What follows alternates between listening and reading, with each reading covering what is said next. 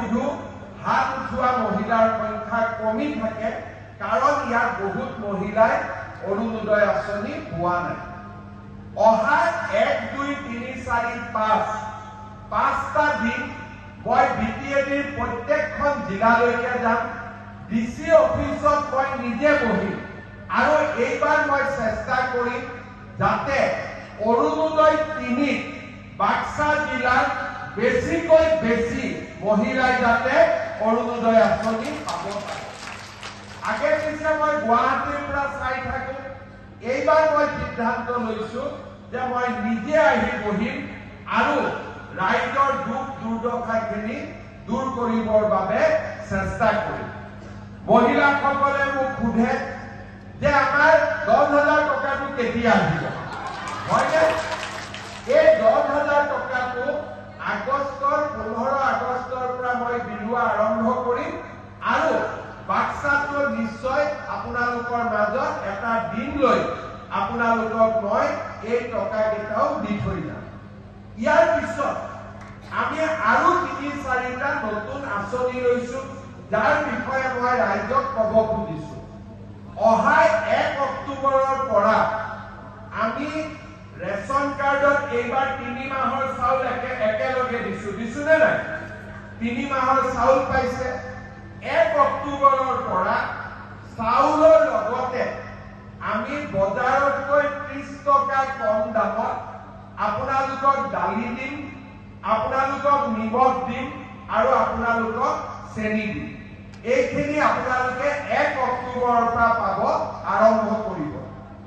ইয়াৰ পিছত আমাৰ ল'ৰা ছোৱালীবিলাকে মেট্ৰিক পৰীক্ষা দিয়ে সকলো মাকে ইচ্ছা কৰে যে মোৰ ল'ৰাটোৱে মেট্ৰিক দিয়াৰ আগতে গাখীৰ এগিলাচ অন্তত খাওক কিন্তু বহুত দুখীয়া মানুহ ক'ৰ পৰা খুৱাব 1 অক্টোবৰৰ পৰা মেট্ৰিক পৰীক্ষা যিমান ল'ৰা ছোৱালীয়ে দিব মেট্ৰিক পৰীক্ষা নোহোৱালৈকে তেওঁলোকক আমি মাহত 300 টকাকৈ দি থাকিম যাতে ল'ৰা ছোৱালী কেইটাক আপোনালোকে পুষ্টিকৰ খোৱা খুৱাব ইয়াৰ লগে লগে আমি আৰু আঁচনি এটা হাতত লৈছো সেইখিনি আপোনালোকে জানি ভাল পাব যে যোৱাবাৰ আমি কলেজত যোৱা ছোৱালীৰ কাৰণে যি নিযুত মইনা আঁচনি আৰম্ভ কৰিছিলো যোৱাবাৰৰ ছোৱালীখিনিয়েতো পাবই এইবাৰ যিবিলাকে নতুনকৈ এডমিশ্যন ল'লে তেওঁলোককো আমি নিযুত মইনা আঁচনি দিম যাতে ছোৱালীৰ পঢ়াৰ দায়িত্ব দেউতাক মাকৰ পৰা কমি কমি গৈ থাকে আৰু চৰকাৰে বেছিকৈ দায়িত্ব ল'ব পাৰে ইয়াৰ লগত আমাৰ যিমান ডিগ্ৰী পাছ কৰিছে এইবাৰ ল'ৰা ছোৱালী যিসকলে এইবাৰ ডিগ্ৰী পাছ কৰিছে তেওঁলোকক আমি জুলাই মাহত তেওঁলোকৰ পৰা আবেদন ল'ম আৰু 1 বছৰৰ কাৰণে ডিগ্ৰী পাছ কৰা ল'ৰা ছোৱালী আমি প্ৰত্যেক মাহত 2,500 টকাকৈ দিম যাতে তেওঁলোকে পঢ়া শুনাৰ ইণ্টাৰভিউ আদি দিবৰ কাৰণে মাক বাপেকৰ বোজা হ'ব নালাগে নিজৰ ভৰিৰ ওপৰত নিজে থিয় দিব পাৰে আৰু কংগ্ৰেছে 3বাৰকৈ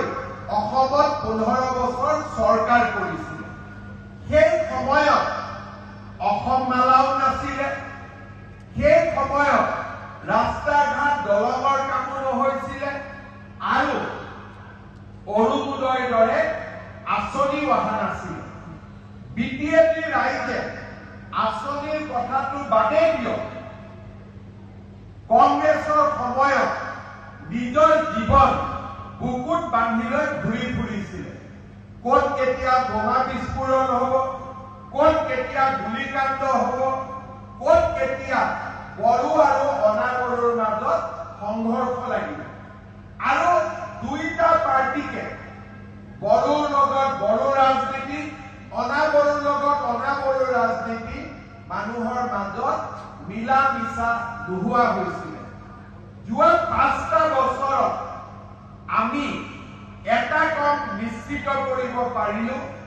যে যোৱা 5টা বছৰ বড়োলেণ্ডত এটাও গুলীকাণ্ড হোৱা নাই এটাও বোমা ফুটা নাই আৰু বড়ো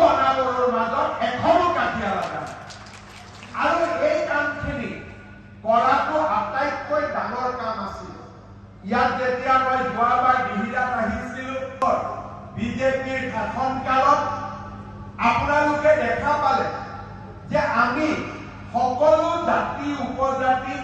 সন্মান প্ৰদৰ্শন কৰাৰ বাবে আৰু সকলোকে ওচৰ চপাই লৈ অহাৰ বাবে আজি বড়োলেণ্ড বাক্সা চিৰাং কোকৰাঝাৰ তামুলপুৰ ওদালগুৰি এক শান্তি অঞ্চললৈ ৰূপান্তৰ হৈছে।